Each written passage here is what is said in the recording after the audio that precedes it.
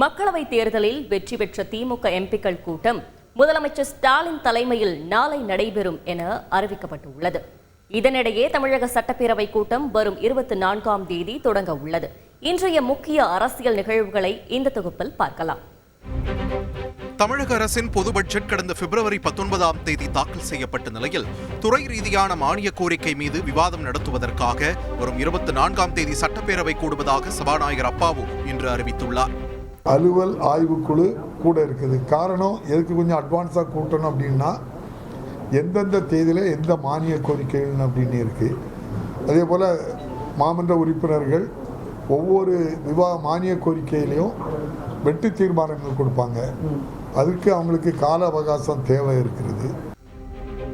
மக்களவைத் தேர்தலில் கணிசமான வாக்குகளை பெற்று மாநில கட்சியாக தகுதியை வென்றுள்ள நாம் தமிழர் கட்சி மற்றும் விடுதலை சிறுத்தைகள் கட்சிக்கு தமிழக வெற்றிக் கழக தலைவர் விஜய் இன்று வாழ்த்து தெரிவித்துள்ளார். மேலும் தமிழ்நாடு மற்றும் புதுச்சேரியில் இருந்து தேர்வு செய்யப்பட்டுள்ள எம்பிக்களின் பணி சிறக்கவும் அவர் வாழ்த்தியுள்ளார்.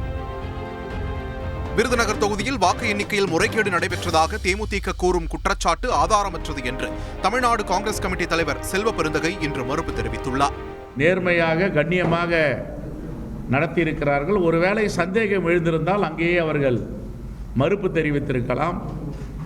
தேர்தல் அதிகாரியிடம் கடிதம் கொடுத்திருக்கலாம், இதில் எங்களுக்கு மாற்று எண்ணிக்கை வேண்டும் என்று. அதையெல்லாம் விட்டுவிட்டு சென்னைக்கு வந்து இப்படி அவதூறு பேசுவதை தவிர்க்க வேண்டும் என்று கேட்டுக்கொள்கிறோம்.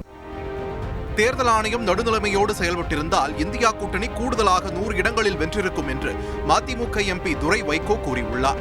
நடுநிலைமையோடு தேர்தல் ஆணையம் செயல்பட்டிருந்தால் இனியும் கூடுதலாக ஒரு 100 இடங்கள் நாங்கள் வெற்றி பெற்று இந்தியா கூட்டணி வெற்றி பெற்று இன்று இந்தியா கூட்டணி ஆட்சியை கைப்பற்றி இருக்கும். நாடாளுமன்ற தேர்தலில் வெற்றி பெற்ற திமுக எம்பிக்கள் கூட்டம் முதலமைச்சர் மு.க. ஸ்டாலின் தலைமையில் சென்னை அண்ணா அறிவாலயத்தில் நாளை நடைபெற உள்ளது. செய்தியாளர் பாஸ்கரன் வழங்கும் கூடுதல் தகவல். தமிழகத்தின் வளர்ச்சிக்காக திமுக எம்பிக்களுடைய செயல்பாடுகள் நாடாளுமன்றத்தில் எப்படி இருக்க வேண்டும் என்று ஆலோசனை வழங்கப்பட உள்ளது. அதே நேரத்தில் சிஏஏ, நீட், ஒரே நாடு ஒரே தேர்தல் போன்ற விவகாரங்களில் எதிர்ப்பு நிலைப்பாட்டை எவ்வாறு பதிவு செய்ய வேண்டும் என்பது குறித்தான ஆலோசனையும் தமிழக முதலமைச்சரால் நாளை வழங்கப்பட உள்ளது. பிரியா, விவரங்களுக்கு நன்றி பாஸ்கரன். செய்திகளை உடனுக்குடன் தெரிந்து கொள்ள உடனே சப்ஸ்கிரைப் பண்ணுங்க.